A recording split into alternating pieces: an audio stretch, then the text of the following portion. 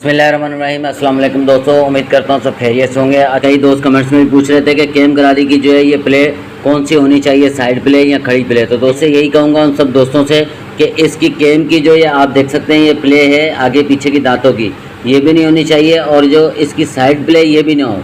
तो दोनों प्ले इसकी बंद होगी, साइड की भी और आगे पीछे की भी, तो ये बाइक जो है साउंड में आएगी।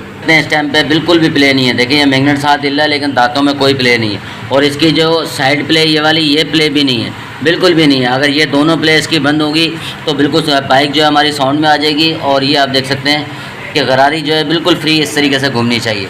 अगर ये गरारी टाइट घूमेगी, मैग्नेट थोड़ा सा जाम बने में आएगा, गरारी जो है वो रोने की आवाज़ आएगी।